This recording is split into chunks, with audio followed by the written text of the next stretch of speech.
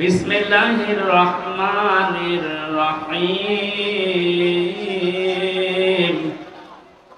তাবারাকাল্লাযী বিয়াদিহিল মুলকু ওয়া হুয়া আলা কুল্লি শাইইন কাদির। সূরা মুলক কোন সূরা? মুলক শব্দের শাব্দিক অর্থ রাজত্ব। মুলক মানে কি? আল্লাহ রাব্বুল আলামিন সূরা মুলক নাযিল করে 30টা আয়াত দিয়েছেন, 3টা রূপক দিয়েছেন। এর প্রথম 2টা আয়াতে আল্লাহ নিজের পরিচয় তুলে ধরছেন, নিজের বড়ত্ব, মহত্ব, আমিত্ব। কারণ আল্লাহ পাক নিজের বড়ত্ব তুলে ধরতে পারে, তাছাড়া দুনিয়ার কোন সৃষ্টি তার নিজের বড়ত্বের পরিচয় তুলে ধরতে পারে না। এই গুণটা শুধুমাত্র আল্লাহর। কারণ অহংকার করা, বড়ত্ব করা এটা আল্লাহর চাদর, ইজার। কেউ যদি অহংকার করে, বড়ত্ব দেখায়, সে যেন আল্লাহর চাদর নিয়ে টানাটানি করে। হাদিসে কুদসি পৃথিবীর কোন সৃষ্টি যদি আল্লাহর চাদর নিয়ে টান দেয়, আল্লাহ তাকে জমিনে আছাড় দিয়ে অপমান করে। এর বাস্তব প্রমাণ এই 5 তারিখের আগে জালিমরা ধরাকে সারা জ্ঞান করে এমন কোন বিষয় নেই, বিভাগ নেই যেখানে ওরা অহংকার আর তাকাব্বুরি, বড়ত্ব দেখায়নি। আল্লাহ পাক ধরেছেন এমন কায়দায়, ওয়ালাহুম আযাবুম মুহিন। আল্লাহ বলেন জালেমদেরকে যখন আমি ধরি, এই মানুষগুলোকে অপমানজনক শাস্তির একেবারে নিম্নে পৌঁছিয়ে দেই। কত বড় অপমান আল্লাহ করেছে এই কালামানিককে। বিসি পর্যন্ত উড়ে গেছে, আর কি দেখাবে আল্লাহ? যেদিন ওর বিসি উড়ে যায় সেই দিন আমি শুকরিয়া আদায় করেছি, মাবুদ এই লোকটা বিচার ব্যবস্থায় থাকতে যত অবিচার করেছে, তো মানুষ ছিল না, একটা টাটকা জানোয়ার ছিল। ওর কারণে যত মানুষ বিনা কারণে দুনিয়া থেকে বিদায় নিয়েছে, মরণের আগে ওই রকম কঠিন শাস্তি ওরে তুমি দিও। একটা দিন যাচ্ছে ওর শাস্তির মাত্রা বাড়ছে। এখন হাসপাতালের বেডে দেখেন পড়ে আছে। বেশি যেহেতু নেই, বাকি জিনিসগুলোর অবস্থাও মনে হয় নড়বড়ে। কথা বলে না কেন? জালেমদের গাল্লা এভাবে ধরে, মরতে দেরি হবে জালেমদের। কোরআনে কারীম জানাচ্ছে, লাহুম মিন জাহান্নামা মিহাদু ওয়া মিন ফাওকিহিম গাওয়াশ ওয়া কাযালিকা নাজিসিস যালিমিন। সূরা আরাফের 41 নম্বর আয়াত। আল্লাহ পাক বলেন এই মানুষগুলোকে, হে নবী আপনি যখনই কবরে রাখবেন এই জালেমদের, ওদের কবরের উপরে আমি আল্লাহ জাহান্নামের আগুনের পোশাক দিয়ে দেব, বিছানাটাও হয়ে যাবে জাহান্নামের আগুনের। কারণ এইভাবে করে আমি জালেমদেরকে একটার পরে একটা শাস্তি দিতে থাকি। এই জন্যে আল্লাহর যে বিষয়টা সাজে, বড়ত্ব করা, অহংকার করা, এটা যেন কিয়ামতের আগে কেউ করবেন না। তাহলে আছাড় দেবে কে? আরো জোরে বলেন কে? আল্লাহ আছাড় দিতে পারে না? পারে না? বলেন। আরো দেখবেন কি আছাড় দেবে আপনাকে। আর 5 তারিখের আগেও আপনার যে দাপট ছিল, 5 তারিখে বিকাল 5টা বাজতে বাজতে আল্লাহ একেবারে মাটির সাথে মিশিয়ে দিয়েছে। ওনার বাড়ি দেখতে গিয়েছিলাম, সে দেখি ইট খুলে খুলে নিয়ে মানুষ চলে যাচ্ছে। ওর পরের দিন 6 তারিখে আমার অনুষ্ঠান ছিল ঝিনাইদহ। শুনলাম ওখানে এক জালেমকে উলঙ্গ করে পিটিয়ে মেরে টাঙিয়ে রেখেছে। এটা মানুষের উপরে কত ঘৃণা জন্মালে লাশ পর্যন্ত পিটিয়ে টাঙিয়ে রাখতে পারে বলেন তো? এমন কোন জীবন যেন আমরা গঠন না করি যে পৃথিবীর কেউ কোনো আফসোস করে না আমি মারা গেলে। ফামা বাকাত আলাইহিমুস সামাউ ওয়াল আরদু ওয়া মা কানু মুনজারিন। এই পৃথিবীতে এমনও মানুষ বিদায় নেয় তার জন্য আকাশও কাঁদে না, জমিনও কাঁদে না, ইন্না লিল্লাহ কেউ পড়ে না। আমাদের জীবন আমরা এভাবে তৈরি করব না।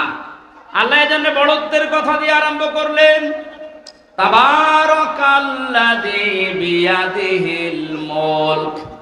আল্লাহ বলেন বড়ত্ব, বরকতময়, সম্পদশালী, শক্তিশালী সব কিছু আমি আল্লাহর কুদরতি হাতের ভেতরে। ওয়া আলা কুল্লি শাইইন কাদির, সব কিছুর উপরে একচ্ছত্র ক্ষমতা আমি আল্লাহর, আর কারণে এ বিশ্বাসটা যার ভেতরে যত বেশি জন্ম নেবে সে তত বেশি বিনয়ী হবে। আর এই বিশ্বাস যার ভেতরে যত বেশি কম থাকবে ওই মানুষগুলো তত উগ্র হবে। কথা বলেন ঠিক কিনা? আল্লাহ আমাদের এই বিশ্বাসটা যেন হযরত ওমরের মতো ভরপুর করে দেন, বলেন আমিন। তাবারাকা শব্দটা দিয়ে আল্লাহ আরম্ভ করলেন কেন? মানুষ যে সমস্ত বিষয়ে আল্লাহকে দোষ দিতে পারে, সমস্ত দুর্বলতা, অক্ষমতা, দোষ, যত রকমের আয়েব আছে সব থেকে আমার আল্লাহ নিজে মুক্ত, পবিত্র। এজন্য তাবারাকা দিয়ে তিনি আরম্ভ করেছেন আয়াতটা। আল্লাহ নিজের পরিচয়, বড়ত্বের কথাগুলো মানুষকে শোনাচ্ছিলেন, হঠাৎ করে আলোচনার ধরন পাল্টিয়ে ফেলেছেন। এবার আল্লাহ আরম্ভ করলেন মানুষের জীবন সংক্রান্ত বিষয় নিয়ে। আল্লাযী খালাকাল মাউতা ওয়াল হায়াতা লিয়াবলুয়াকুম আইয়ুকুম আহসানু আমালা ওয়া হুয়াল আজিজুল গফুর। রব্বুল আলামিন বলেন তিনি সে আল্লাহ এতক্ষণ যার বড়ত্বের, মহত্বের, বিশালত্বের কথা শুনছিলেন, যেটা বলে কোনোদিন কিয়ামতের আগে আর শেষ করা যাবে না। এত বড় আল্লাহ, সব দিকে তার ক্ষমতা আছে, চলছে, চলবে ইলা ইয়াউমিল কিয়ামা, কিয়ামত পর্যন্ত। এবার আল্লাহ আস্তে করে আলোচনার ধরন পাল্টিয়ে তিনি বললেন তিনি সে আল্লাহ যিনি তোমাদের মউত আর হায়াত বানিয়েছেন, যেন তিনি পরীক্ষা করতে পারেন তোমাদেরকে, তোমাদের ভেতরে কে সবচাইতে বেশি ভালো কাজ করে তার কাছে যেতে পারে। ওয়াল আজিজুল গফুর, তিনি হচ্ছেন আজিজ এবং গফুর। এই ছিল বাংলা অর্থ। এবার আসেন আমরা ব্যাখ্যার দিকে যাচ্ছি। আল্লাহ বানিয়েছেন সর্বপ্রথম মানুষের মউত, তারপরে হায়াত। আল্লাহ হায়াত না বলে আগে মউতের কথা কেন দিলেন? মুফাসসির লিখেছেন তাফসিরে, মানুষকে আল্লাহ এটা স্মরণ করাতে চেয়েছেন, পৃথিবীর মানুষেরা তুমি যত উপরে ওঠো না কেন এ কথা সব সময় মনে করবা, স্মরণ রাখবা যে তোমার মরা লাগবে। এজন্য আল্লাযী খালাকাল মাউতা দিয়েছেন। 2 নম্বরে বলা হায়াতা, তোমাদের হায়াত আমি আল্লাহ বানিয়েছি। তাফসিরে মুফাসসির দিয়েছেন হায়াত প্রধানত 5 প্রকার। কয় প্রকার?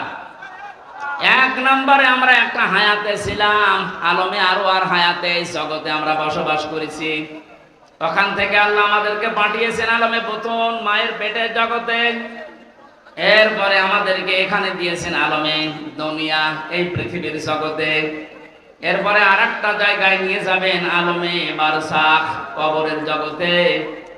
এরপরে সর্বশেষ একটা জগৎ আরম্ভ হচ্ছে, শুরু হবে, শেষ হবে না, আলমে আখিরাত। তাহলে মওত আল্লাহ আগে দিয়েছেন স্মরণ করাতে যে বান্দা যাই করো মরা লাগবে। হায়াত আল্লাহ 5 প্রকার বানিয়ে 2টা আমাদের থেকে বিদায় নিয়েছে, সামনে 2টা আছে, আমরা মাঝখানেরটায় আছি। এখান থেকে বোঝা যায় সামনে পেছনে যেহেতু 2টা চলে গেছে, সামনের 2টা হায়াত আমাদের কাছে মাস্ট বি, বারজাখ আর আখিরাত আসবে। কথা বলে ঠিক কিনা? যেহেতু মাঝেরটায় আছি, এ জগতের কাজ হচ্ছে লিয়াবলুকুম, তিনি তোমাদেরকে পরীক্ষা করতে চান। আইয়ুকুম আহসানু আমালা, তোমাদের ভেতরে সবচেয়ে বেশি ভালো কাজ করে কে আসতে পারে। কুষ্টিয়াবাসী খুব খেয়াল করেন আল্লাহর এই কথাকে। তিনি কিন্তু বেশি বেশি কাজ চাননি, তিনি চেয়েছিলেন ভালো কাজ। কি কাজ?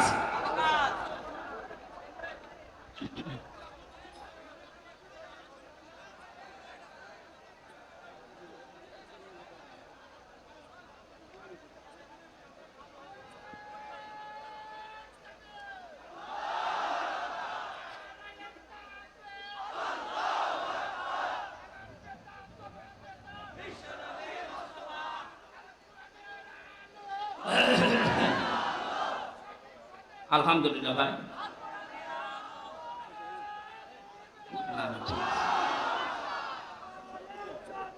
কুষ্টিয়াবাসী একটু খেয়াল করেন তো, তাফসীর মাহফিলে তাফসীর শোনার জন্য মন দিয়ে যারা বসে আছেন, দুইটা জগৎ চলে গেছে অলরেডি, আর একটা জগৎ দুইটার সামনে আছে। মাঝখানেরটা আল্লাহ যেটা দিলেন আহসানু আমালা, আল্লাহ বেশি কাজ চান না, তাহলে আকসারু আমালা দিতেন। আল্লাহ দিয়েছেন আহসানু, ইসমে তাফসীর। আমি সবচেয়ে ভালো কাজটা চাই, বেশি কাজ চাই না। বাস্তবে আয়াতের পুরা উল্টা। এই 15.5 বছরে আপনি দেখেছেন বহু কাজের হাতে দিয়েছে, কিন্তু কোন কাজগুলো ভালো হয়নি। কুষ্টিয়ার মেডিকেল কলেজের দিকে তাকান, হওয়ার আগেই ভেঙে পড়ে গেছে। এটা বানিয়ে বললাম? আমি জেলখানায় থাকতে যুগান্তর পত্রিকায় যেই দিন দেখেছি যে বানানোর আগে, উদ্বোধনের আগে পড়ে ভেঙে গেছে। আপনার অত বড় কাজের আঞ্জাম দেওয়া কি দরকার? কাজটা ভালো করে করেন। আল্লাহ বেশি কাজ চান না, আল্লাহ কি চান? আরো জোরে বলেন। কাজটা ভালো হওয়ার জন্য দুইটা শর্ত। 1 নম্বরে দেখা লাগবে ওর ভেতর আল্লাহর বিধান আছে কিনা। 2 নম্বরে দেখতে হবে বিশ্ব নবীর জীবনে এরকম কাজ ছিল কিনা। এখন যদি বলেন নবীজির জীবনে হাসপাতাল বানানো ছিল, হ্যাঁ ছিল। বিশ্ব নবী মুহাম্মদুর রাসূলুল্লাহ মানবতার সেবায় যে কাজগুলো করেছিলেন ওই জামানায়, আপনি তার জীবনীতে দেখবেন। এই যে মিডিয়ার কথা এসেছে আজকে আসার সময় বলছিল, এই জন্য মনে পড়ছে আমি বলছি। অনেক মানুষ এখনো পর্যন্ত ফতোয়াবাজি করছে যে নবীজির যুগে যে মিডিয়া, এই টেলিভিশন, এই পর্দা ছিল না। এই প্রযুক্তি যারা ব্যবহার করছে এরা হারাম কাজে আছে। একটা ভ্রান্ত ধারণা এটা। আল্লাহর নবী মুহাম্মদুর রাসূলুল্লাহর জামানায় মিডিয়া ছিল, কিন্তু সিস্টেম এভাবে ছিল না। আপনি সিরাত ইবনে হিশাম দেখেন, সিরাত বিশ্বকোষ দেখেন, আর রাহিকুল মাখতুমের ভেতরে আছে। আর ওই জামানার সর্বোচ্চ প্রজেক্টর ছিল, প্রযুক্তি ছিল লাল কাপড়। কেউ যদি বিপদে পড়তেন পাহাড়ের উপরে উঠে লাল কাপড় তিনি উড়িয়ে দিতেন। সব পাহাড়ের পাদদেশে এসে জিজ্ঞাসা করত কি হয়েছে। এই যে লাল কাপড় উড়িয়ে দেওয়া, এই প্রযুক্তি এটা কাফেরদের তৈরি করা, আবহমান কাল থেকে হয়ে আসছিল। আল্লাহর নবী লাল কাপড় একবার উড়িয়ে দিলেন, পাহাড়ের পাদদেশে এলাকার কুরাইশেরা সব এসে জড়ো হয়ে গেছে। ডাক দিয়ে বলে, ইয়া মুহাম্মদ, কোন বিপদ? নবীজি বললেন, হ্যাঁ বিপদ। এই পাহাড়ের পাদদেশে একদল সৈন্যবাহিনী আছে, এখনই তোমাদেরকে আক্রমণ করবে।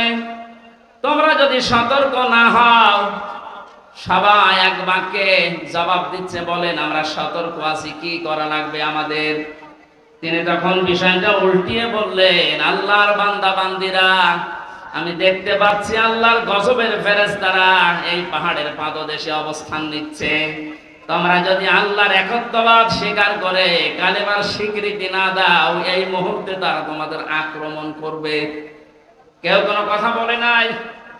নবীজির আপন চাচা আবু লাহাব সামনে একটা পাথর ছিল, এটা হাত দিয়ে তুলে নবীজির দিকে যখন নিক্ষেপ করেছিল, ওর মুখ দিয়ে বের হয়েছিল, তাব্বা আলাকা আলিহাদা জামাতানা, ইয়া মুহাম্মদ, হে মুহাম্মদ, তুই এই কথা বলার জন্য আমাদেরকে এক জায়গায় করলি, তুই ধ্বংস হয়ে যা। বলেন নাউজুবিল্লাহ। এই যে ঘটনাটা 2-1 মিনিটে বললাম, আমি কি শিক্ষা পেলাম এখান থেকে? এই যে লাল কাপড় উড়িয়ে দেওয়া, এটা কাফেরদের তৈরি প্রযুক্তি। কথা বলে না কেন? নবীজি যে এটা ব্যবহার করেছিলেন ইসলাম প্রচার করার জন্য, না ইসলাম ধ্বংস করার জন্য? আজ এই মিডিয়াগুলো যদি ইসলাম প্রচারের জন্য ব্যবহার করা হয় 100% জায়েজ। এটা যদি ইসলাম ধ্বংস করার জন্য ব্যবহার করা হয়, এটা 100% হারাম। হ্যাঁ, এখানে একটা মাসলা আছে। পুরুষের জন্য যে সতরটা, এতটুকু আপনার জন্য টেলিভিশনে হোক, বাইরে হোক, পর্দায় হোক, জায়েজ আছে।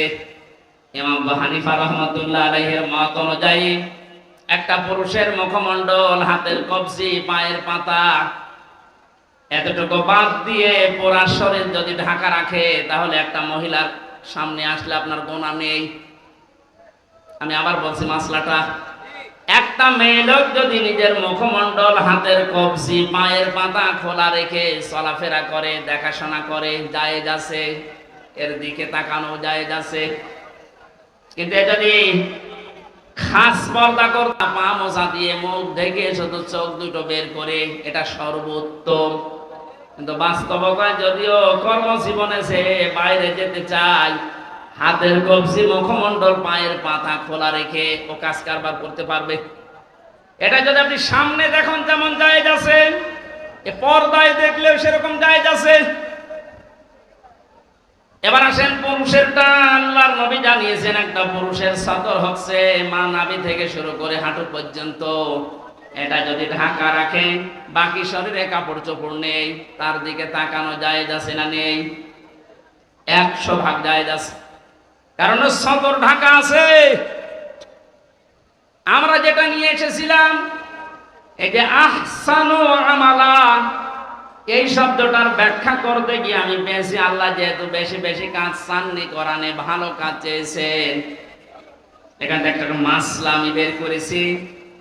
পৃথিবীতে আমরা একটা বিষয় এখনো পর্যন্ত মনে হয় ক্লিয়ার না, মিজানের পাল্লা। শোনেননি নাম? মিজানের পাল্লা নাম শুনেছেন? এ জিনিস দিয়ে কি করে? আমল মাপে। কি মাপে? আরো জোরে বলেন। এখানে অধ্যাপক বসে আছে, অ্যাডভোকেট বসে আছে, আলেমরা বসে আছে।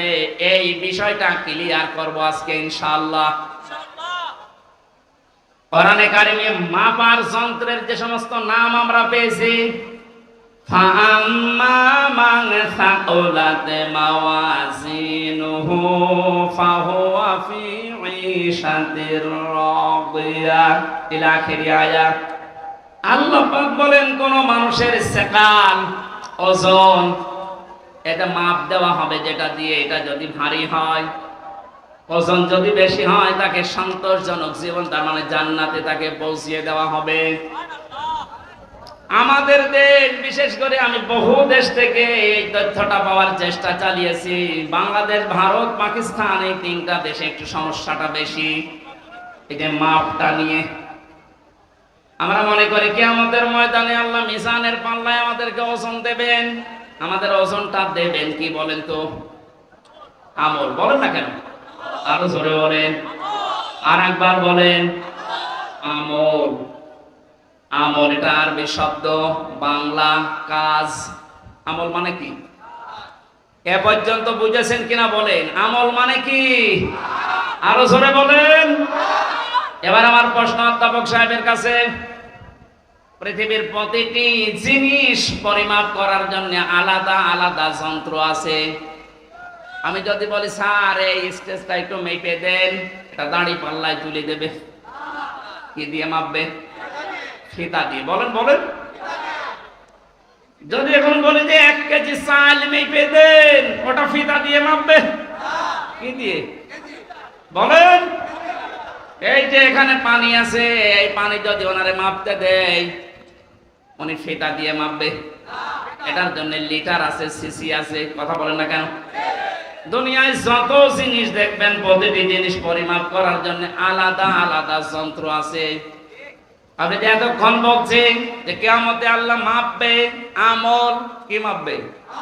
আমল মানে বলেন, কাজ মাপতে হয় দাড়ি পাল্লা দিয়ে, যে 5 কেজি কাজ। বলেন, আপনি বলেন। এই ধারণাটা আজ নিরসন করা লাগবে। ভুল ধারণায় আছি আমরা। এটা যদি আমার মনে হয় ক্লিয়ার হয়, অনেক বিষয় আপনার সামনে আজ স্পষ্ট হবে যে না, এগুলো আসলে ভ্রান্ত ধারণা ছিলাম। আল্লাহ পাক বলেন আমি আমলের মাপ দেব কিয়ামতে মিজানের পাল্লা দিয়ে। কিসের পাল্লায়? মিজান মানে না, আপনি কোন অভিধানে পাবেন না মিজান মানে দাড়ি পাল্লা। মিজান মানে মানদণ্ড। মিজান মানে কি? আমাদের হাইকোর্টের সামনে দেখবেন একটা দাড়ি পাল্লা টাঙানো আছে, ওটার নাম কি? ওটা সরকার টাঙিয়ে রেখেছে দুই দিকে সমান সমান, নাকি একদিকে একটু ঝুলিয়ে আছে? দুই দিকে সমান কেন? সরকার দেশের জনগণকে বোঝাতে চায় এদেশের ইউনিয়ন থেকে শুরু করে জজ কোর্ট, হাইকোর্ট পর্যন্ত যদি কোনো বিচার না পাও, এই সুপ্রিম কোর্টে আসলে ন্যায় বিচার পাবা। এটা ন্যায় বিচারের প্রতীক। দাড়ি পাল্লা কিসের প্রতীক? আমাদেরকে যেহেতু আল্লাহ মাপবেন, আপনি বলছেন আমল, আমল মানে কাজ। আর এখানে কোনো পাগলেও বিশ্বাস করবে না কাজ মানুষ দাড়ি পাল্লাই তুলে দেয় যে 8 কেজি কাজ। এ কথা বলে না কেন? কাজ মাপার জন্য আলাদা কোনো যন্ত্র আছে? কাজ মাপে মানুষ কি দিয়ে? সে মানদণ্ডটা কি? সিসি দিয়ে মাপে না, লিটার দিয়ে মাপে না, ফিতা দিয়ে মাপে না, গজ দিয়ে মাপে না, কেজি দিয়ে মাপে না। কাজ মাপতে হলে লাগে গুরুত্ব। কি লাগে? কাজ মাপতে হলে গুরুত্ব লাগে। এই কাজটা গুরুত্বপূর্ণ এবং গুরুত্বহীন। যতগুলো ইবাদত আল্লাহ দিয়েছেন, 550-র উপরে ইবাদত আমি পেয়েছি। প্রতিটি ইবাদতের ভেতরে কিছু গুরুত্বপূর্ণ জিনিস আছে, আর কিছু ইবাদতে গুরুত্বহীন জিনিস আছে। এই যে আজকের এই প্যান্ডেলটা, এটার গুরুত্বপূর্ণ বিষয় হচ্ছে খুঁটি আরে সামিয়ানা। কথা বলছেন এখানে? এখানে গুরুত্বহীন অনেক জিনিস আছে। এই যে এইটা, এই টেবিল, এই লাইট, এই যে ফুল ফুল চলছে, এই ক্যামেরা, এগুলো না হলে কেউ স্টেজ বলবে না, বলবে না? কিন্তু খুঁটি আর সামিয়ানা না থাকলে স্টেজ বলবে। তাহলে এখানে দুইটা গুরুত্বপূর্ণ জিনিস পেয়েছি, আর গুরুত্বহীন জিনিস আরো 7-8টা পেয়েছি। কথা বলেন ঠিক কিনা? আল্লাহ পাক কোরআনে কারিমে যেগুলো গুরুত্বপূর্ণ দিয়েছেন, ওগুলোর একটাও যদি আপনি না মানেন, বিশ্বাস না করেন, গুরুত্বহীন যত কাজ করেছেন ওগুলো যদি দুনিয়া ভর্তি করা হয়, দাড়ি পাল্লা, মানদণ্ড, গুরুত্ব যাই ওজন করেন, সব শূন্য, জিরো জিরো হবে। এবার উদাহরণ একটা একটা করে সেট করছি, দেখি মেলে কিনা। আমরা যারা নামাজ পড়ে আসলাম এশার, নামাজের ভেতরে বাইরে মিলে ফরজ ছিল কয়টা? আর জোরে 13টা ফরজের 12টা ফরজ অধ্যাপক শহীদুল ইসলাম আদায় করেছে, একটা আদায় করেনি। ওনার নামাজের সওয়াব হবে 12টা। কয়টা হবে? কিচ্ছু হবে। 13টা ফরজের যদি একটা বাদ দিয়েছে, উনি যদি বলেন না আমি তো 12টা আদায় করেছি, অন্তত 12টা সওয়াব দেন, হবে? কি হবে? জিরো, শূন্য, কিচ্ছু হবে না। এটা যেমন মেনে নিলেন যে হ্যাঁ এটা ঠিক আছে, আপনার বাস্তবতার সাথে কিন্তু এটা মিলছে না। না, আমি 12টা আদায় করলাম, একটা করি নাই, আমার 12টা সওয়াব দেন। আপনি এখানে জোর করতে পারবেন আল্লাহর সাথে? বলেন। কারণ গুরুত্বপূর্ণ জিনিস, এই খুঁটি না থাকলেও এটা স্টেজ না, এই সামিয়ানা না থাকলেও স্টেজ না।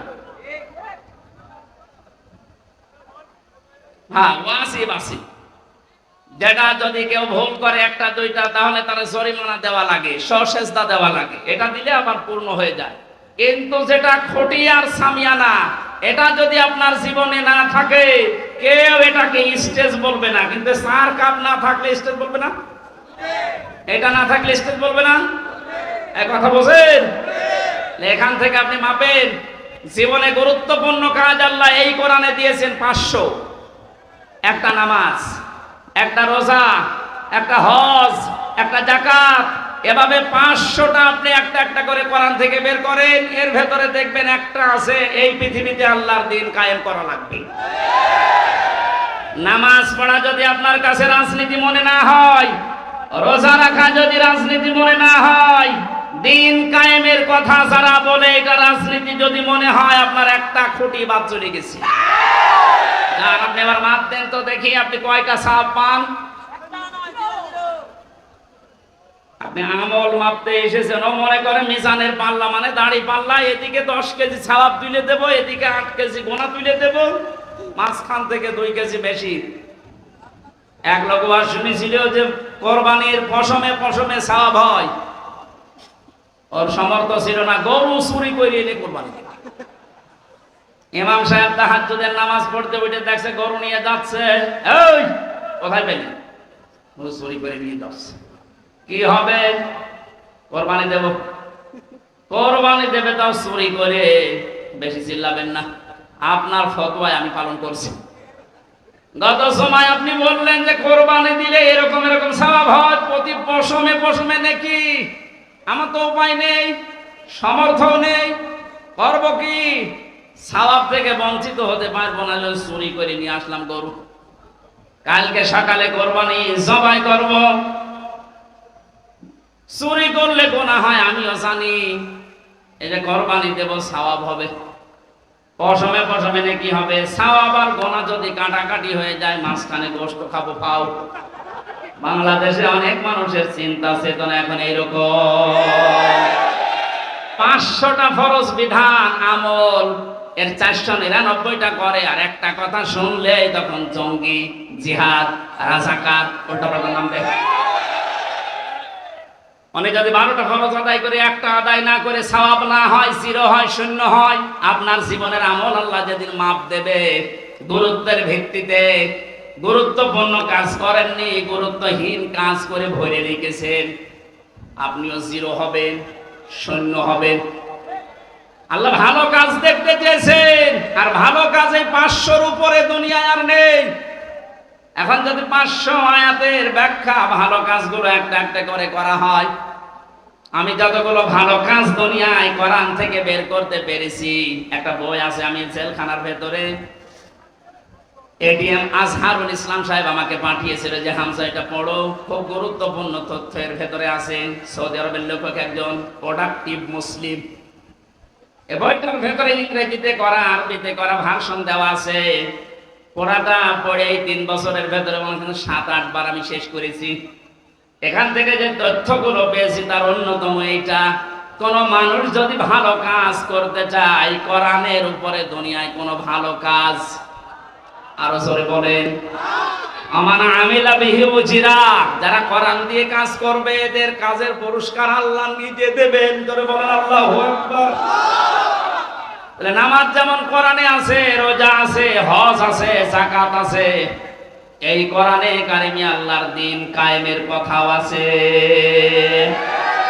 এই কাজ যদি কেউ দুনিয়ার কাজ মনে করে ছেড়ে দেয়, আল্লাহ আহসানু আমালার ব্যাখ্যায় আব্দুল্লাহ ইবনে মাসউদ, আব্দুল্লাহ ইবনে আব্বাস, রাইসুল মুফাসসিরিন বলা হয় যাদেরকে, এই মানুষগুলো ব্যাখ্যায় লিখেছেন, আমরা যেমন বুঝেছি ভালো কাজ, আমাদের চাইতে কোরআনে কারীম থেকে ভালো কাজ বেশি বুঝেছিল সাহাবীরা।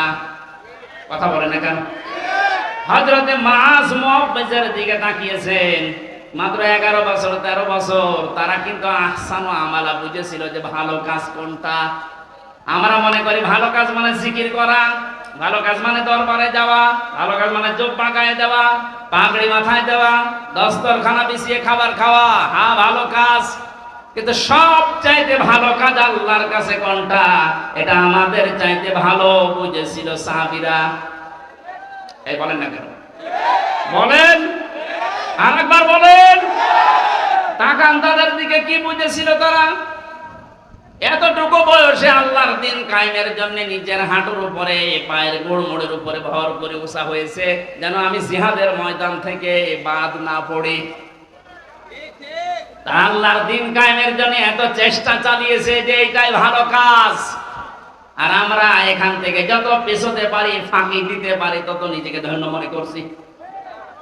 আহুয়াল আজিজুল গফুর। আল্লাহ বলেন এই কাজ করলে 2টা নাম আমি ব্যবহার করলাম। তাহলে আমার আলোচনার বিষয় হচ্ছে পৃথিবীর যত ভালো কাজ আছে সব চাইতে আল্লাহর নিকটে ভালো কাজ হচ্ছে আল্লাহর জমিনে আল্লাহর এই বিধান পালন করা। কথা বলেন না কেন? এটা যতদিন পর্যন্ত রাষ্ট্রীয়ভাবে কায়েম করতে না পারবেন, ইচ্ছা করলেও আপনি ভালো কাজ করতে পারবেন না। এ কাজ করতে গিয়ে যদি ভুল ত্রুটি হয়ে যায়, কোন দোষ ত্রুটি হয়ে যায়, আল্লাহ বলেন আমি আজিজুল গফুর, আমি তোর জন্য গফুর হয়ে দেখা দেব, অপরাধগুলো মাফ করে দেব। আর যদি ফাঁকি দেওয়ার চেষ্টা চালাও, মানুষকে ধোঁকা দিয়ে বোকা বানিয়ে আমি আল্লাহকেও যদি ধোঁকা দিতে চাও, আমি কিন্তু আজিজ পরাক্রমশালী। আমি ধরি না এমনিতেই, কিন্তু যদি ধরি ওরে আর ছাড়ি না। ভালো কাজ বলতে আল্লাহ যেটা বুঝিয়েছেন, রাসূল যেটা বুঝেছেন, সাহাবীরা যেটা পালন করেছেন, আমাকে সহ প্রত্যেককে আল্লাহ এই ভালো কাজে আঞ্জাম দেওয়ার তৌফিক দিন, বলেন আমিন। এখানে আসার পরে কয়েকটা মাসলা আমাকে জিজ্ঞাসা করেছে, হুজুর মসজিদের টাকা মেরে খাওয়া কি? এটা আবার ফতোয়া দেওয়া লাগবে? 2 নম্বর এলাকায় শুনলাম 30 বছরের আগে ছেলেদেরকে পিতারা বিয়ে দিতে চান না। 30 বছরের আগে যদি ও কোনো গুনার কাজে জড়িয়ে পড়ে, ও জেনা করলে, ব্যভিচার করলে, ওটা শুধু একা পাবে না, ফ্লাক্সিলোড হয়ে বাবা মায়ের আমল নামায় আসবে। এ মনে হয় ধরা খেয়েছে। সম্মানিত ভাইরা, এটা করবেন না। রিস্কের দায়িত্ব আপনার হাতেও নেই, আপনার বর হাতেও নেই। এই দায়িত্ব কার? আর গাড়ে সওয়াল তুলে দেন, দেখবেন রিস্কের ব্যবস্থা এমনি অটোমেটিক আল্লাহ করবে ইনশাআল্লাহ। এই ভরসা আল্লাহর উপরে আমাদের আছে না? এরকম গুনার কাজে জড়াবেন না। বিয়েকে সহজ করে দেন, জেনাকে কঠিন করেন। এই কথা বলছেন না কেন? বিশ্বনবী জানিয়েছেন, মান ক্বালা বিহি সাদাকা, যারা কোরআন দিয়ে কথা বলে এরা সত্য কথা বলে। তাফসীরুল কোরআন মাহফিল যেহেতু লিখে দিয়েছেন, আমরা কথা এখানে বলবো শুরু থেকে শেষ পর্যন্ত আল্লাহর কোরআন দিয়ে। আমান হাকামা বিহি আদালা, যারা কোরআন দিয়ে বিচার ফয়সালা করে এরা ন্যায় বিচার কায়েম করতে পারে। কোরআনের বিচার এখনো পর্যন্ত আমরা দেখি নাই, এই জন্য কাঙ্ক্ষিত মানের শান্তি দেশে এখনো প্রতিষ্ঠিত হয়নি। এ কথার সাথে একমত আছেন তো? কাঙ্ক্ষিত মানের শান্তি পেতে হলে আল্লাহর এই বাণী, এই কালাম ছাড়া বিকল্প আর কিচ্ছু নেই। বহু কিছু আমরা দেখেছি 53 বছরে, কেউ কিছুই করতে পারেনি। আমরা এবার দেখতে চাই আল্লাহর এই কোরআন দিয়ে যেন বাংলাদেশের এই জমিনটা চলে ইনশাআল্লাহ। এতদিন যারা কোরআনের বিচার ব্যবস্থা কায়েম না করে শুধু মুখে বলে উড়িয়েছিল যে আমরা ন্যায় বিচার কায়েম করেছি, এর ডাহা মিথ্যা কথা। এর বাস্তব প্রমাণ আমি নিজে। 3 বছর আমাকে অন্ধ প্রকোষ্ঠে রেখে দিয়েছিল। কয়েকদিন আগে আমার মামলা সব খারিজ হয়ে গেছে, আপনারা জানেন। আমি মনে করলাম জিজ্ঞাসা করে বিচারপতিকে যে এতদিন পর্যন্ত আপনার এই আদালতে আমার মামলা আসতো যেত, কি আপনি একদিনও দেননি, আজকে যে একেবারে খালাস করে দিলেন? হয়তো এই কথাই আমাকে বলতো যে হুজুর আমার হাত বাঁধা ছিল। কি বাঁধা ছিল? আজকে যেহেতু হাত খোলা পেয়েছি, কোনো চাপ নেই, আমার কোনো চিন্তাও নেই। সুতরাং এই দেশটাতে ন্যায় বিচার কায়েম করতে হলে এ দেশে যত চাপ আছে উপরের সব চাপ বন্ধ করা লাগবে। ছাত্র জনতা জীবন দিয়েছে যে 9টা কারণে, তার ভেতরে এটা অন্যতম, যে কোনো চাপ থাকবে না। কিসের চাপ? জেল থেকে বের হওয়ার পরে আমি এই ভাড়া মারা এসেছিলাম, কোন জায়গায় জানি। আমাকে বলছে হুজুর উপরের চাপ আছে, হবে না। আমিও বলেছিলাম আপনার চাপ সর্বোচ্চ এ জেলার যিনি দায়িত্বে আছেন, আমাদের মাননীয় এমপি, যিনি পালিয়েছেন, ওই পর্যন্ত। আর আমার চাপ তো সরাসরি আরশ পর্যন্ত। আরশ থেকে ঘোষণা এসেছে আল্লাহর পক্ষ থেকে, ইন্নাল্লাযীনা ইয়াকতুমুনা মা আনজালনা মিনাল বায়্যিনাতি ওয়াল হুদা মিন বা'দি মা বায়্যানাহু লিন-নাসি ফিল কিতাব উলাইকা ইয়ালআনুহুমুল্লাহ ওয়া ইয়ালআনুহুমুল লাঈনুন। সূরা বাকারা 159 নম্বর আয়াতে আছে। 2 নম্বর পারার 3 নম্বর পৃষ্ঠা 4 নম্বর লাইনে পাবেন তাফসীরে ইবনে কাসির আর ফি জিলালিল কোরআনের ব্যাখ্যা। আল্লাহ পাক বলেন, নিশ্চয় যে যারা গোপন করছে ভবিষ্যতেও করবে। ইয়াকতুমুনা, এই শব্দটা আল্লাহ গঠন করেছেন, বানিয়েছেন 2টা কাল দিয়ে, বর্তমান, ভবিষ্যৎ, প্রেজেন্ট, ফিউচার। তার মানে এখন যারা আমরা গোপন করছে, ভবিষ্যৎ বলতে কিয়ামত পর্যন্ত আমরা যারা এই কোরআনের কথা জানার পরেও গোপন করে রাখবো, আল্লাহ পাক বলেন এই মানুষগুলোর উপরে আমি আল্লাহ নিজে না, আমার যত সৃষ্টি জগৎ আছে সবাই এর জন্য লানত দেয়, বরদোয়া করে। আপনি কোরআনের কথা প্রচার করতে আসতে গেলে বলতেন উপরের চাপ আছে, আপনার চাপ খুব বেশি হলো এই পর্যন্ত, তা আমাকে যিনি চাপ দিয়েছেন তিনি আমার মালিক, এমন কড়া কথা জানিয়েছেন। কোরআন জানার পরে যদি কেউ গোপন করে রাখে, এর সঠিক কথাগুলো হক কথাগুলো না বলে, শুধু আল্লাহ নিজে না যত সৃষ্টি আছে সব তার জন্য বরদোয়া করে, বলেন নাউজুবিল্লাহ। আমার এই আয়াতটা ব্যাখ্যা সহ পড়ার পরে মনে হয়েছে এদেশে লক্ষ কোটি মানুষেরা এখন আল্লাহর বরদোয়ার ভেতরে আছে। ইয়াদের ব্যাখ্যায় আমি হাদিস পেয়েছি, বিশ্ব নবী জানিয়েছেন বাল্লিগু আন্নি ওয়ালাউ আয়া। নবীজি কিন্তু বাল্লিগ দেননি।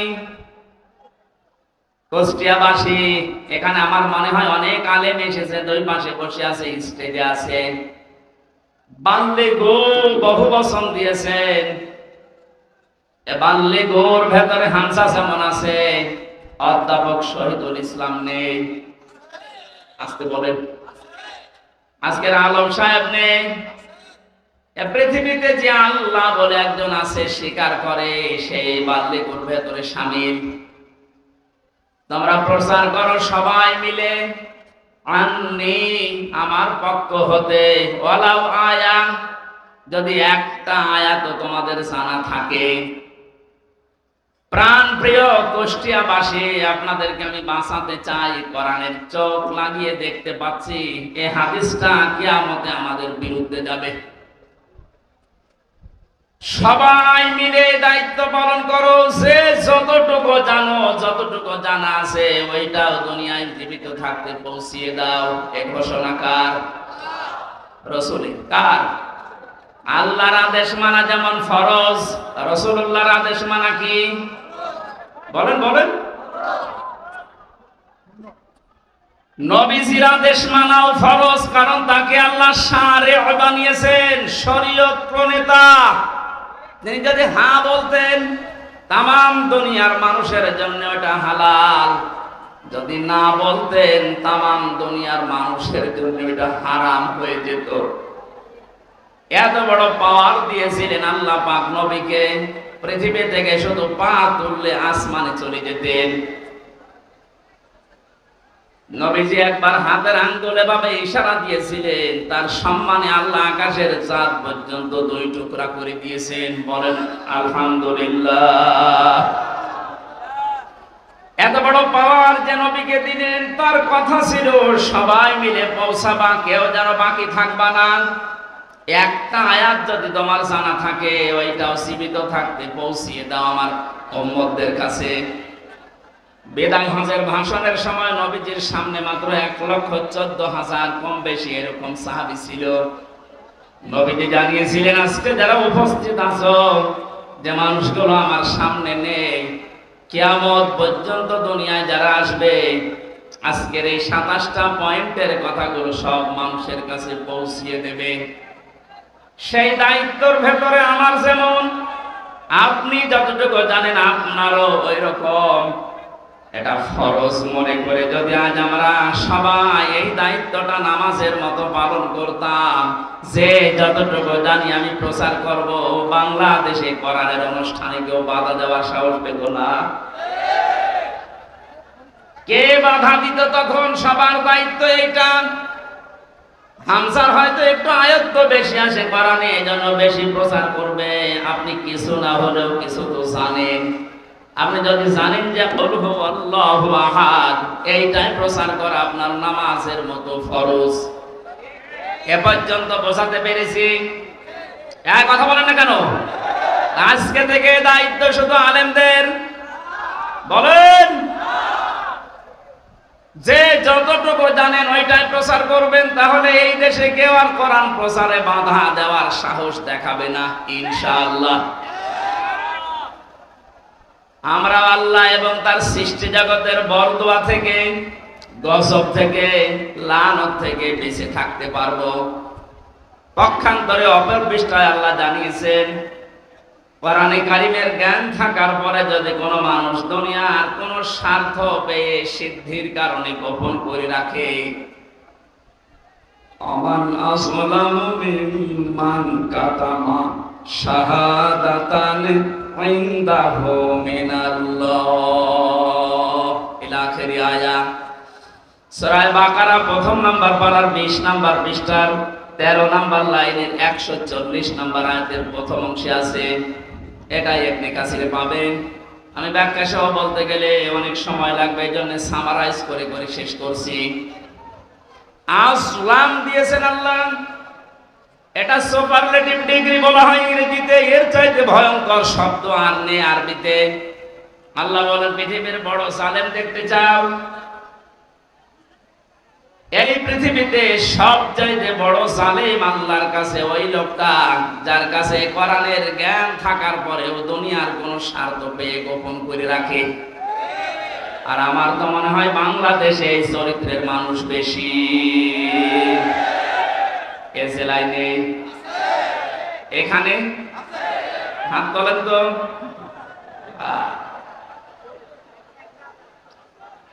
আপনি আল্লাহর ভাষায় বড় জালেম হয়ে উঠবেন কিয়ামতে। আমি সেদিন মিরপুরে জালেমের ব্যাখ্যায় বলেছিলাম, জালেম এই শব্দটা এত ঘৃণিত আল্লাহর কাছে, আল্লাহ নিজে জালেমদের বিরুদ্ধে মামলা দায়ের করবে। কুষ্টিয়াবাসী সূরা সূরা 42 নম্বর আয়াতের প্রথম অংশ, ইন্নামাল মুমিনুন্নামাস সাবিলু আলাল্লাযিনা ইয়াজলিমুনান নাস। আল্লাহ পাক বলেন, অবশ্যই আমি নিজে মামলা দেব, নিজে কেস করব, অভিযোগ দায়ের করব তাদের বিরুদ্ধে যারা এই দুনিয়াতে মানুষ হয়ে মানুষের উপরে অত্যাচার করছে এবং করবে। আল্লাহ ইয়াজলিমুনাল মুসলিমুনা দেননি যে মুসলমানদের উপরে শুধু অত্যাচার করে তারা আমার মামলার আসামি না। ইয়াজলিমুনান নাস, পৃথিবীতে যে কোনো ধর্ম অনুসরণ করতে পারে, কিন্তু তো মানুষ ও কি মানুষের উপরে যারা জুলুম করছে ভবিষ্যতেও করবে। কেন ভবিষ্যৎ দিলেন? আল্লাহ জালিম না দিয়ে ইয়াজলিমুন দিলেন কেন? পৃথিবীতে এখনো অনেকে জুলুম করছে, এমনকি পৃথিবীতে অনেকে এখনো টার্গেট নিয়ে আছে ভবিষ্যতে জুলুম করবে। এটা আমি বেশি বলে ফেললাম। অনেকে যে জুলুম করবে তার ভাবসাব দেখে বোঝা যাচ্ছে। জালেমরা তো পালিয়েছে। জালেমের পরে 5 তারিখ থেকে আজকের এই 9 তারিখ, 1 মাস 4 দিনে আমরা অনেককে জুলুমের সাথে জড়িত হতে দেখে ফেলেছি। এখনই যদি আপনি জুলুম শুরু করেন, থালা হাতে পেলে কি করবেন? সুতরাং আপনি থামেন। যারা জুলুম করছেন তাদের সর্বোচ্চ নেতা বারবার ওখান থেকে ভিডিও বার্তা পাঠাচ্ছে যে থামেন। এ দলের নাম নিয়ে কেউ যদি জুলুম করে, অত্যাচার করে, চিন্তায় করে, যে কোনো কাজ করে, এর জন্য দল দায়ী না, সে তার নিজের জন্য দায়ী। এদেশের মানুষ কন্যা নামে যিনি পরিচিত ছিলেন, আমরা দেখেছিলাম বাতাস একটু ঘুরে গেছে তখন ইনি ভিডিও বার্তা দিয়েছে, ছাত্রলীগ এটা আওয়ামী লীগের কোন অঙ্গ সংগঠন না। এত আদর মহব্বত দেখতাম, অথচ বাস্তবতায় একটু বাতাস ঘুরেছে। তাই যদি এই পরিচয় দিয়ে ওরা আমাদের দলের কেউ না, অঙ্গ সংগঠন না, যিনি অলরেডি এখন ঘোষণা দিতে আছে প্রতিদিন কিছু মানুষের কাজ কারবার দেখে, এরপরও যদি আপনি সংশোধন না হন, আপনারও কপালে জালেমদের মতো আগুন লাগবে। আমি আর নিচে নামলাম না, নাকি আরো নামবো? অত নিচে নামা ঠিক হবে না, কারণ এখনো তো ভালো শুরু হয়। এই আয়াত দিয়ে যেটা শিক্ষা দিতে চাই, কুষ্টিয়াবাসী 64 জেলার ভেতরে কুষ্টিয়া আমার কাছে প্রিয়, কারণ এখানে আমার জন্ম। সব জেলার চাইতে আপনাদেরকে বেশি ভালোবাসি একটু, কারণ এখানে আপনাদের সাথে আমার সম্পর্ক একটু বেশি। কথা বলেন ঠিক কিনা? আশা করছি আপনি বুঝেছেন। সালেমরা কিন্তু হামজার টার্গেট না, সালেমরা টার্গেট আল্লাহ। সুতরাং 15.5 বছরে যিনি জুলুম করেছেন, আমি 11টা ফেরেশতা দেখেছি। প্রথমে যেটা দিয়ে শুরু হয়েছিল মিডিয়ার 950 পরে আমার সাথে জেলখানায় 3টা বছর অনেককে দেখেছি। দীর্ঘ শ্বাস যখন ফেলতো ডাক দিয়ে বলতো, হামজা ভাই আর 1 মাস পরে রিটায়ার্ড হয়ে যাব, অথচ 14 বছর জেলে আছি, কিচ্ছু জানি না। আপনি এই শ্বাসটা কিভাবে নষ্ট করবেন? মাজলুম যদি কোনো কথা মুখ দিয়ে একবার বের করে ফেলে, আল্লাহর নবী জানিয়েছেন, ইত্তাকি দাওয়াতাল মাজলুম ফাইন্নাহা লাইসা বাইনাহু ওয়া বাইনাল্লাহি হিজাব। মুসলিম শরীফের হাদিস। নবীজিকে দিয়ে আল্লাহ বলাচ্ছেন, নবী আপনি বলেন, হে পৃথিবীর মানুষের যা করো করো, কিন্তু মাজলুমের বরদুয়া থেকে নিজেকে বাঁচিয়ে রাখবা। কারণ মাজলুম যদি এরকম কোন শব্দ বের করে ফেলে, ওটা সঙ্গে সঙ্গে আরশে চলে যায়। কত মাজলুমের চোখের পানি জেলখানার অন্ধপ্রকোষ্ঠে পড়ছে। এ পৃথিবীতে দেখলাম এই বাংলাদেশ নামে একটা দেশ, এখানে 1628 জন মানুষ এই চেয়ারে বসে দায়িত্ব পালন করছে। মেন যারা বাস্তবে দেখেছিলাম, এই 1628 জনের ভেতরে 1627 জনের হাত বাঁধা, একজনের হাত খোলা ছিল। একজনের হাত খোলা ছিল আবু সাইদের। হ্যাঁ, ওর হাত যদি খোলা না থাকবে এভাবে করে দিল কি করে?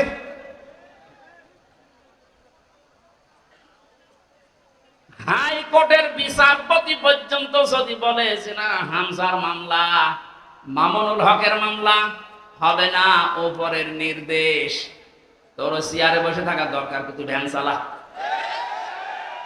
আপনি বলেন, একটা হাইকোর্টের বিচারপতি যদি একথা বলতে পারে, বিচার ব্যবস্থা কিভাবে বাধা ছিল আপনি টের পাচ্ছেন? একটা দেশ কত বড় দুর্নীতিগ্রস্ত হয়ে গেলে জাতীয় মসজিদের ইমাম পর্যন্ত পালিয়ে যায়। আর কার নাম বলবেন? জাতীয় মসজিদের ইমামও পালিয়ে গেছে।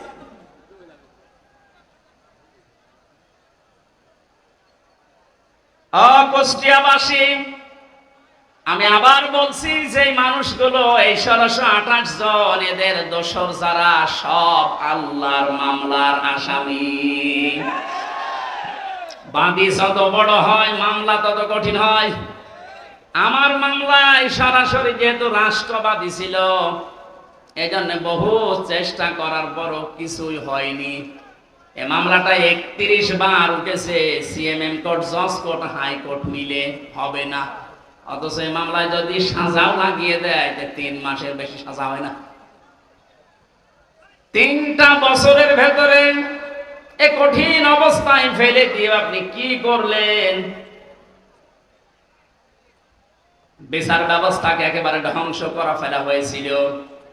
আহ্বান জানাবো, এখন যারা দায়িত্বে আছেন, সংস্কার যেহেতু আরম্ভ হয়ে গেছে, আর এই জন্যেই এতগুলো মানুষ জীবন দিয়ে গেল। সুতরাং সকাল আসতে আসতে যেন আমরা শুনি এই 1628টা চেয়ারে নতুন মানুষ এসে বসেছে। নাই তো এরা যতদিন থাকবে ততদিন নতুন নতুন ইস্যু তৈরি করে আবার বিশৃঙ্খলা ঘটাবে। আমাদের চরিত্র এরকমই।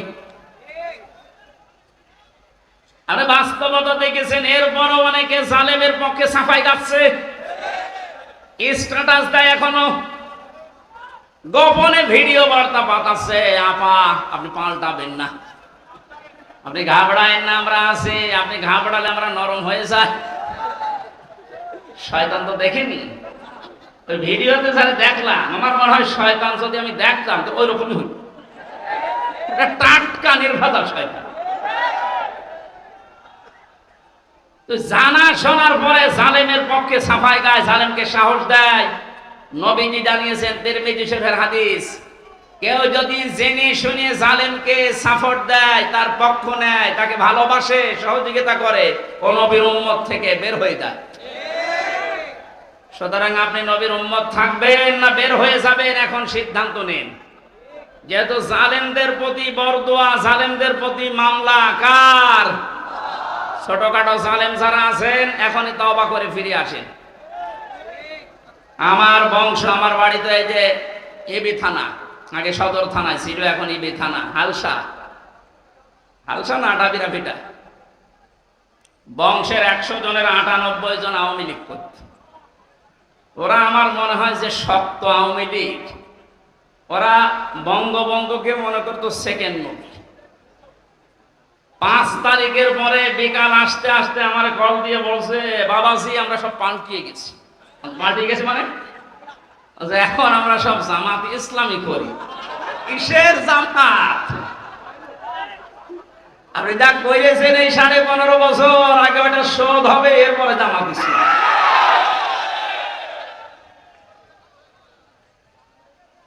না তারপরেও এরা যাক সেকেন্ডে পাল্টিয়েছে, শুনিয়েছে।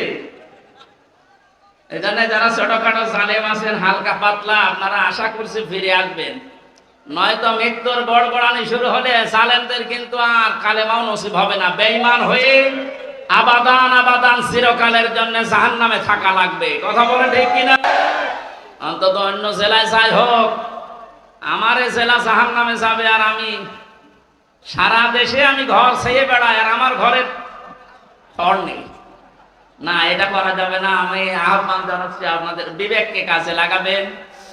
জালেমদের পক্ষে আমরা কোনোদিন ছিলাম না, ইনশাআল্লাহ সামনে কিয়ামত পর্যন্ত এই বাংলাদেশে জালেমদের পক্ষে আমরা থাকবো না ইনশাআল্লাহ। কোরআনে কারিমের অনুষ্ঠানে যেহেতু এসেছি, কোরআন কিভাবে মানুষের কাছে উপস্থাপন করা লাগে এ ধরন আল্লাহ শিখিয়েছেন কোরআনে। ওইভাবে বলবো নাকি মন মতো বলবো? কোরআনে কারিম কিভাবে আপনি মানুষের সামনে উপস্থাপন করবেন, বর্ণনা দেবেন, 1500 বছর আগে আল্লাহ পাক ওটা আমাদেরকে শিখিয়েছেন। কিতাবুন উনজিলা ইলাইকা ফালা ইয়াকুম ফি সাদরিকা হারাজুম মিনহু লিতুনদিরা বিহি ওয়া যিকরা লিল মুমিনিন। বলেন আল্লাহু আকবার। সূরা আরাফ 8 নাম্বার পারা 10 নাম্বার পৃষ্ঠার 1ম নাম্বার লাইনের 2 নাম্বার আয়াত। এটা তাফসীরে ফি জিলালিল কোরআনে ব্যাখ্যা আছে, সাইয়্যিদ কুতুব লিখেছেন। আল্লাহ পাক বলেন, নবী এই যে একখানা কিতাব, এটা আপনাকে আমি দিলাম। এটা যখন মানুষের সামনে আপনি বর্ণনা দেবেন, ব্যাখ্যা করবেন, তাফসীর করে শোনাবেন, 2টা বিষয় খেয়াল করবেন। হারাজুম মিনহু লিতুনদিরা বিহি লিসাদরিকা, আপনার মনের ভেতরে যেন কোনো সন্দেহ, সংশয়, দ্বিধা, দ্বন্দ্ব, ভয়, ভীতি এগুলো আপনার মনে যেন না ধরে। যিকরা লিল মুমিনিন, কোরআন এই দেশে, এই পৃথিবীতে মুমিনদের জন্য উপদেশ।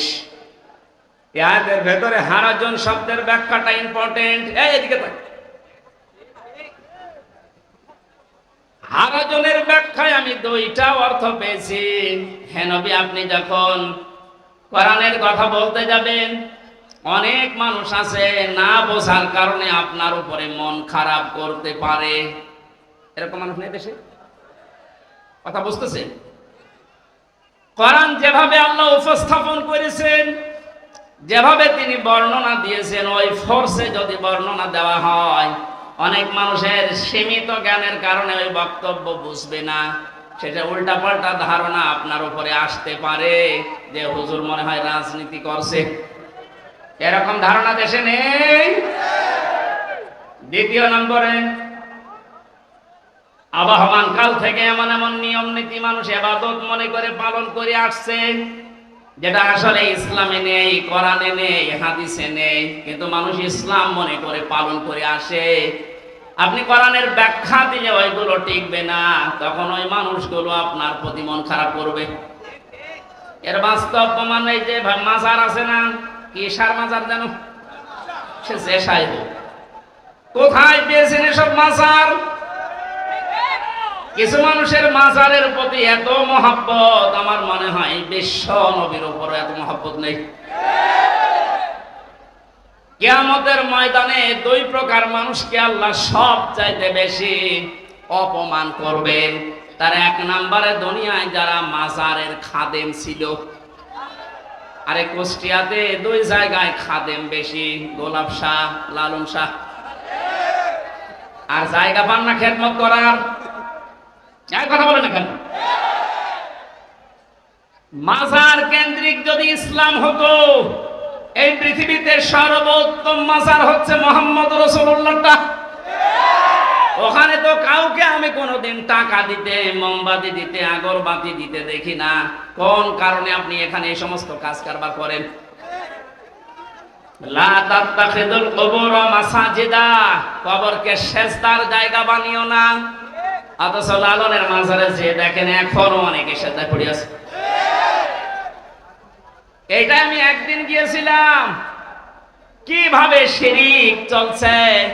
কোরআন দিয়ে হাদিস দিয়ে বললে বাংলাদেশে 48,000-এর মাজার, একটাও টিকবে না। আজকে দেখলাম দুইটা মাজার অলরেডি বড় বড়, যেগুলো সবচাইতে বেশি ইনকাম হতো দেওয়ানবাগি, আর ওদিকে 8 রশি ভেঙ্গে গুড়িয়ে দিয়েছে। শিরক যে দেশে চলে, ওই দেশে আল্লাহর রহমতের দৃষ্টি আল্লাহ তুলে নেয়।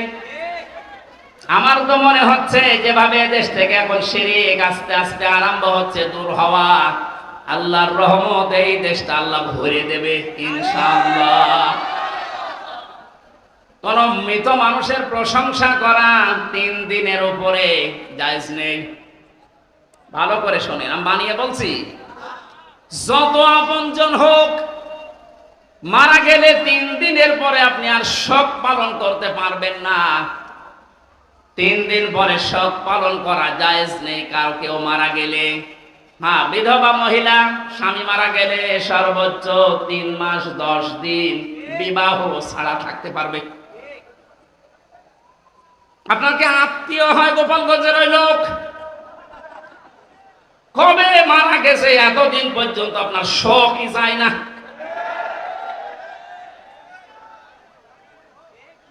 আপনাকে রাগ হয়ে গেল, তাহলে হাদিস কেটে বাদ দিয়ে দিন। আমি তো গোপন করলে আমার সমস্যা হবে, কিয়ামতে আমার জিহ্বা কেটে দেবে। কথা বলেন। আমি আপনাকে বাঁচাতে চাচ্ছি, যেহেতু ইবাদত 1 দিন 2 দিন 5 দিন না। ওয়া'বুদ রাব্বাকা হাত্তা ইয়াতিয়াকাল ইয়াকিন, সূরা হিজরের 99 নম্বর আয়াত, 14 নম্বর পারা, 5-6 নম্বর পৃষ্ঠা, 4-5 নম্বর লাইনে আছে। আল্লাহ বলেন ইবাদত করবা 2 দিন 5 দিন না, যতদিন মরণ না আসে ততদিন।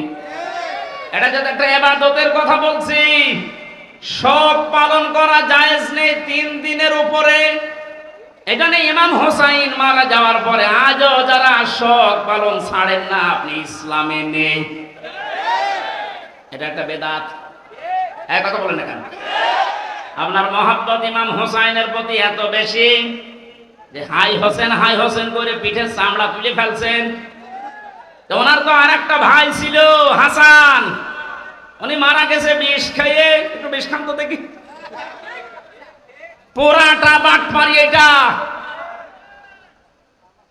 ইমাম হোসাইনকে নিয়ে যদি এই মানুষগুলো আবেগ দেখি, এরা বাটপারের পর্যায়ে পড়ে, পৃথিবীতে ইমাম হোসাইনের পর আর কে এত দামি থাকতে পারে যে তার জন্য আপনাকে বছরে বছরে মাসে মাসে দিনে দিনে সব পালন করা লাগবে? এটা ইসলাম না। ইসলামের ভেতরে নতুন করে আপনি এটা সংযোজন করেছেন, আপনি বেদাত পন্থী। নবীজি জানিয়েছেন, কেউ যদি বেদাত আরম্ভ করে, ইবাদত না অথচ ইবাদত মনে করে পালন করতে বলে, ওই লোকটাকে সালাম দেওয়া পর্যন্ত সাইজ নেই। কত বড় কঠিন কথা দেখেছেন। যারা বেদাত আবিষ্কার করে তাদের সালাম দেওয়া জায়েজ নেই। অথচ এমন হাদিস আমি কোনদিন পড়িনি, পাইনি যে নামাজ পড়ে না তারে সালাম দেওয়া যাবে না। পেয়েছেন? কেউ পেয়েছেন? নেই। রোজা রাখে না তারে সালাম দেওয়া যাবে না, আমি পাইনি। কিন্তু ইসলামের ভেতরে নতুন করে কিছু ঢুকিয়ে কেউ যদি ওইটা ইসলাম মনে করে পালন করে, তারে সালাম দেওয়া জায়েজ নেই। আর এগুলো সব বেশি হয় এই 48,000 দরবারে। এই জন্য শিরিক যখন এই দেশ থেকে বিদায় নিচ্ছে, আল্লাহ রাব্বুল আলামিনের রহমত এই দেশে বৃষ্টির মতো নাজিল হবে ইনশাআল্লাহ। প্রচন্ড গরমের ভেতরে ঘেমে সব চলছে, আমার গলাও ব্যথা করছে, আর ঘন্টা পার হয়ে গেছে, আমি আর কথা বলতে চাচ্ছি না। আগামীতে কোন জায়গায় আসলে একটু আগে তুলে দেবেন, আর শীতের সময় মাহফিল নেবেন, গরমের সময় আর নিয়েন না। আল্লাহুম্মা আমিন। লা ইলাহা ইল্লা আনতা সুবহানাকা ইন্নী কুনতু মিনাজ জালিমিন। ও মাবুদ, আমার প্রাণ প্রিয় জেলা কুষ্টিয়া ভেড়ামারা থানার অন্তর্গত ষোলদা ঘাটপাড়া যুব সমাজের উদ্যোগে কোরআন কারীমের এই অনুষ্ঠানে হাজার হাজার মানুষ আমরা হাজির হয়েছি কোরআন শোনার জন্য। এত ব্যস্ত যারা, এই মানুষগুলোকে কোরআনের হেদায়েত দিয়ে দাও। যত যুবকেরা মাহফিলের জন্য এই 9 দিনের ভেতরে শ্রম দিয়ে এটা খাড়া করেছে, দাঁড় করিয়েছে, এ মায়েদেরকে, যে মা এই সন্তানদেরকে পেটে নিয়েছে, ওই মায়ের পেট খাদিজার মতো বানিয়ে দাও।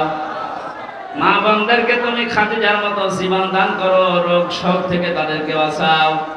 এ মাহফিলের সম্মানিত সভাপতি তৌহিদুল ইসলাম, আল্লাহ তাআলা তোমার তাওহীদ নামের কারণে তাকে মাফ করে দাও, তার বাবা মাকে ক্ষমা করো, তার জীবনটা তুমি মেহেরবানি করে কবুল করে নাও। এ মাহফিলের প্রধান অতিথি আমাদের জাতীয় সংসদ সদস্য, সাবেক বাংলার কৃতি সন্তান, বীর মুক্তিযোদ্ধা, হাজার হাজার ছাত্রের উস্তাদ অধ্যাপক শহীদুল ইসলাম। তার জীবনের ভালো কাজগুলো কবুল করে নাও, অন্যায় কাজ যেগুলো করেছে আল্লাহ তুমি মাফ করে দাও।